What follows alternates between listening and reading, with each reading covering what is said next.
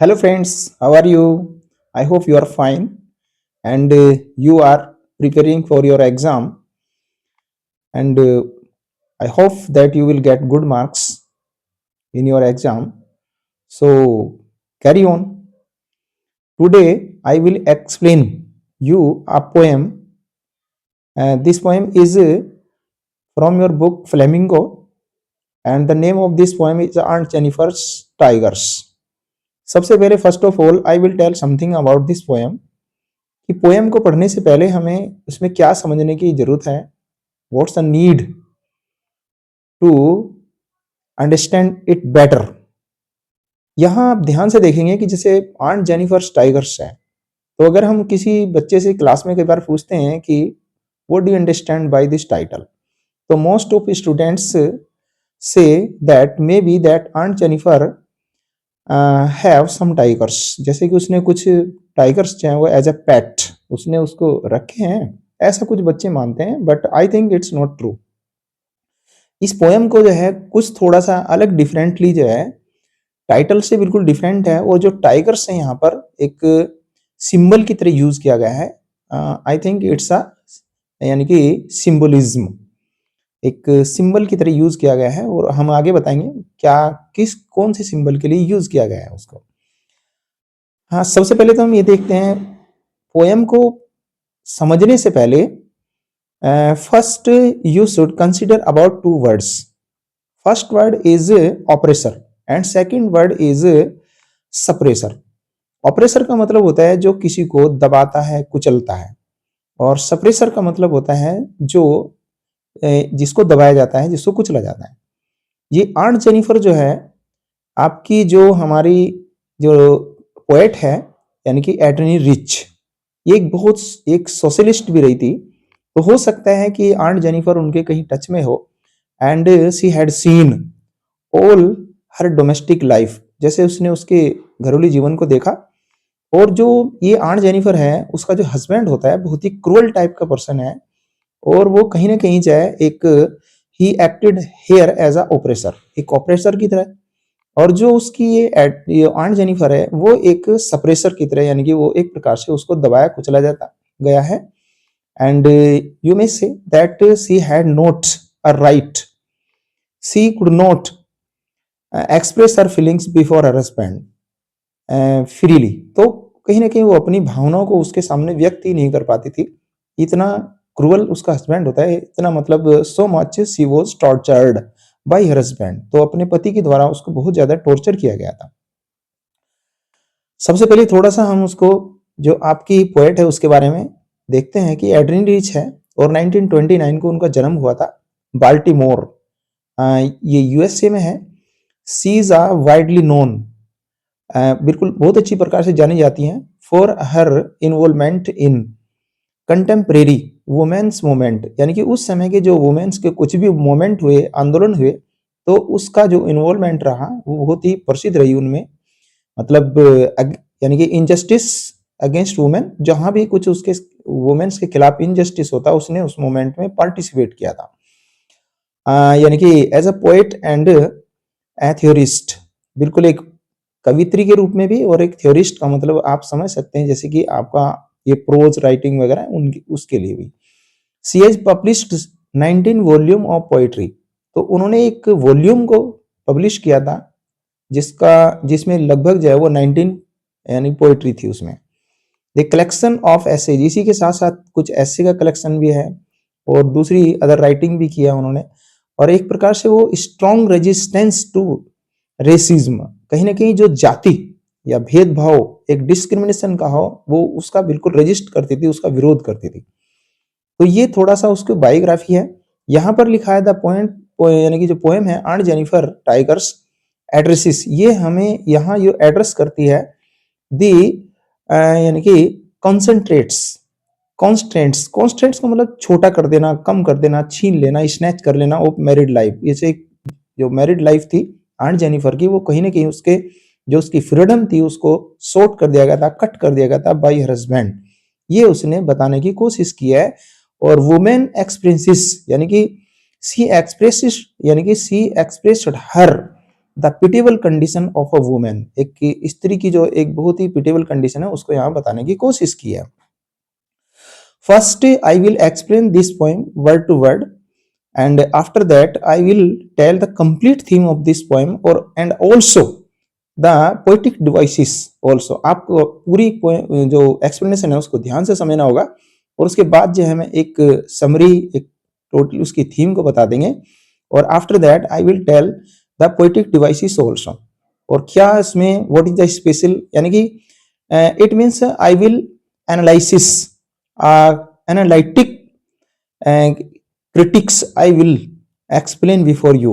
तो पूरा का पूरा बाद में आपको बताएंगे। फर्स्ट लिसन, ये क्या बताना चाहते हैं उसमें, ये जो आंट जेनिफर है, आंट जेनिफर टाइगर्स, यहाँ क्या बताया गया है कि आंट जेनिफर जैसे आपको बताया गया था पहले कि मतलब she was completely unable to express her feelings, कि वो अपनी फीलिंग्स को, वो इतना टॉर्चर की गई थी उसके हस्बैंड के द्वारा कि वो अपनी फीलिंग्स को एक्सप्रेस ही नहीं कर पाती। तो इसलिए वो क्या करती है, एक पैनल पर चीतों को बनाती है। और जो आपको बताया गया था जो टाइगर्स हैं ये एक सिंबॉलिक वर्ड हैं, सिंबलाइज करते हैं, वो किसको करते हैं, खुद आंट जेनिफर को करते हैं। कहने का मतलब she was presenting herself as a tiger, क्योंकि आपको बताया गया है कि वो खुद तो वो डरती थी लेकिन वो अपने आप ऐसे चीते बनाती है एक पैनल के ऊपर and she was expressing her suppressed feeling, जो उसकी दबी हुई जो फीलिंग्स थी वो कहीं ना कहीं through tigers she was trying to embroidery, यानी कि she was trying to express her feelings through embroidery. Embroidery के माध्यम से वो अपने यानी कि चीतों को बनाकर अपनी दबी हुई या कुचली हुई फीलिंग्स को वो एक्सप्रेस करने की कोशिश करती है। तो यहाँ वो कह रहे हैं आंट जेनिफर टाइगर्स फ्रांस, यानी कि जो आंट जेनिफर के चीते हैं वो उछल रही हैं। तो उछलने का मतलब वो खुद यानी कि she was passing her life as a slavery, बिल्कुल एक दास्ता की जीवन जी रही थी और टॉर्चर का जीवन जी रही है।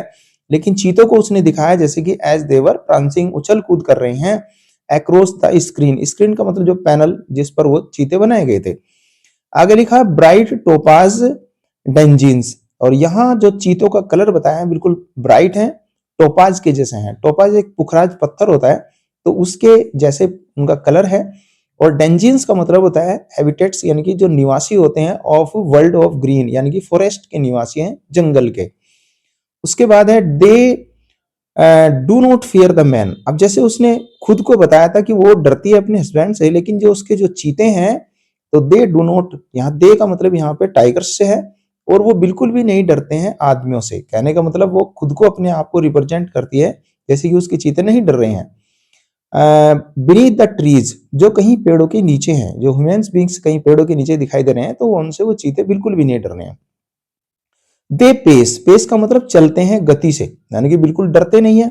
तो जो उनकी गति है वो इन्हें स्लीक, स्लीक का मतलब होती है बहुत ही स्प्लेंडेड मैनर, बहुत ही शान के साथ चलते हैं, चीतों की बात की गई है। सिविलरिक, बहुत ही बहादुरी के साथ, ब्रेवरी के साथ चलते हैं। और सर्टेनिटी का मतलब हो गया कॉन्फिडेंस के साथ। तीनों वर्ड को याद रखना है, स्लीक, सिविलरिक एंड सर्टेनिटी, यानी कि आपका स्प्लेंडेड मैनर और ब्रेवरी एंड कॉन्फिडेंस। तो इसके साथ इन उसके कैरेक्टर्स को दिखाने की कोशिश की है। एक्चुअल में सी वॉज एक्सप्रेसिंग हर कैरेक्टर्स, तो वो खुद के गुण को कहीं ना कहीं उस पैनल के थ्रू, चीतों के थ्रू जो है वो दिखाने की कोशिश करती है। सेकंड स्टेंजा में देखते हैं आंट जेनिफर्स फिंगर्स फ्लैटरिंग, यानी कि आंट जेनिफर जो वो इतना वीक, इतना कमजोर हो गई थी कि उसकी उंगलियां जो है वो फ्लैटरिंग कर रही हैं, कांप रही हैं, शेकिंग कर रही हैं, हिल रही हैं थ्रू हर वूल। जब वो अपनी वूल को निकालती है अपने पैनल से तो उसकी उंगलियां कांपती हैं, शिवर करती हैं। Find even the Ivory needle, यहाँ तक कि जो हाथी दांत की बनी हुई वो मोटी जो नीडल होती है वो भी उसे भारी लगती है, हार्ड टू पुल, खींचना वो भी मुश्किल लगता है। यहाँ पे एक कंट्रोवर्सी है क्योंकि वो तो जो नीडल होती है मोटी है तो वो आसानी से खींच जानी चाहिए, but she has become so weak, so terrified, वो इतनी डर गई थी कि वो इतना हाथ उसके कांपते हैं और वो उसे जो आइवरी नीडल है हाथी दांत की बनी वो भी उसे मुश्किल लगती है खींचना। The massive weight of uncle's wedding band, अब यहाँ जो अंकल की वेडिंग बैंड है, यानी कि जो शादी का कुछ सिंबल्स होते हैं जैसे रिंग्स वगैरह होती हैं, तो वो भी उसे क्या लगते हैं, मैसिव का मतलब बहुत ज्यादा, वेट का मतलब भारी, बहुत भारी भरकम लगते हैं एक छोटी सी अंगूठी, because she was not feeling comfortable in her married life. आगे रहे हैं सिट्स हैविली, और ये जो उसका मैरिड सिंबल है, रिंग है, वो एक प्रकार से उसके हाथों के ऊपर बहुत मजबूती के साथ ऐसा लगता है जैसे कि बैठे हुए हैं aunt Jennifer's hand, aunt Jennifer के हाथ के ऊपर, हाथ में या फिंगर में, उंगलियों में। When an aunt is dead, अब उसके बाद जो है पोएट कहती है कि जो आंट जेनिफर है, she was so much tortured bye her husband and she was so terrified bye her husband, कि वो इतनी टॉर्चर की गई है, इतना उसने सफर्ड किया है, इतना जो है मतलब वो डरी हुई है कि वो मरने के बाद भी हर टेरिफाइड हैंड्स विल लाई, उसके जो हाथ हैं वो डरे हुए रहेंगे, और उन्हीं को जैसे कि डरते हुए कांपते हुए हाथों को ही दफना दिया गया, जो जीवन भर वो डर कर रही। आगे कहते हैं स्टिल रिंग्ड विद ऑर्डिल्स, यानी कि मरने के बाद भी जो मतलब यानी कि whatever she faced the difficulties in her actual life, तो after that these difficulties will not remove from her, यानी कि जो परेशानियां जीवन भर, जो ऑर्डिल जो हैं उसने अपनी एक प्रकार से डिफिकल्टीज, एक प्रकार से जितना भी परेशानियां उठाई हैं, वो मरने के बाद भी फ्री नहीं होगी, वो घिरी रहेंगी, रिंग्ड रहेंगी उसके आसपास। सी वॉज मास्टर्ड बाई, जिनके द्वारा उसे मास्टर्ड किया गया था, जिनके द्वारा उसे कंट्रोल किया गया था, जिनके द्वारा जो है उसे टॉर्चर किया गया था। दी टाइगर्स इन द पैनल, लेकिन जो उसके टाइगर्स हैं जो उसने पैनल पर बनाए हैं, जहां वो खुद को रिप्रेजेंट कर रही है, दैट सी मेड, जो उसने बनाए हैं, विल गो ऑन, वो कंटिन्यू प्रांसिंग करते रहेंगे, उछलते कूदते रहेंगे, प्राउड, बड़े गर्व के साथ, एंड अनअफ्रेड, और विदाउट फियरिंग, बिना किसी डरे हुए। अब आप थोड़ा सा जो एनालिटिक यानी कि जो आपका जो हम उसको देखते हैं, जो एक यानी कि एनालिसिस करते हैं पोएम को, जो एनालिटिक क्रिटिक्स बोलते हैं, क्रिटिकल क्रिटिक्स बोलते हैं उसको, तो कैसे क्या है उसमें सबसे पहले देखेंगे। देखो 1 2 3 4, यानी कि 4 लाइन स्टेंजा है, 4 4 4, तो 4 4 लाइन के 3 स्टेंजा है, एक तो ये हुआ है, एक तरह से 4 लाइन स्टेंजा पोएम है। सेकंड हम देखते हैं इसकी राइम स्कीम को। यहाँ पे देखो स्क्रीन, ग्रीन, ट्री और सर्टेनिटी, तो इसका मतलब यहाँ अगर इसकी राइम स्कीम लेते हैं तो ए ए बी बी, इसी तरह से यहाँ पे है देखो वूल, पूल, और बैंड और हैंड, तो यहाँ पे भी ए ए बी बी। तो इस तरह से फिर लाई और बाई, यहाँ पर भी आपका ए ए, और इसी तरह से यानी कि मेड और एफ्रेड, तो बी बी। तो इस तरह से पूरी पोएम में जो राइमिंग स्कीम है वो ए ए बी बी है। उसके बाद आ जाते हैं आप जो मोस्ट इंपॉर्टेंट थिंग है, यानी कि many times it was asked and may be, तो कुछ ना कुछ कोई ना कोई पोएटिक डिवाइस जो है उसमें कौन कौन सी कहाँ कहाँ पर जो है वो यूज की गई है, तो हम उसको भी देखते हैं। अब देखो पोएटिक डिवाइस को हम देखेंगे। हाँ, जैसे कि सबसे पहले हम देखते हैं, ध्यान से सुनिएगा, it's so important because many times poetic devices are asked in your exam even today, आज भी जो है वो पूछी जा रही हैं। देखो पहले तो मैंने बताया कि जो टाइगर्स हैं एक सिंबॉलिक वर्ड हुआ, सिंबलाइज किया गया है, और वो यानी कि आंट जेनिफर को रिप्रेजेंट कर रहे हैं।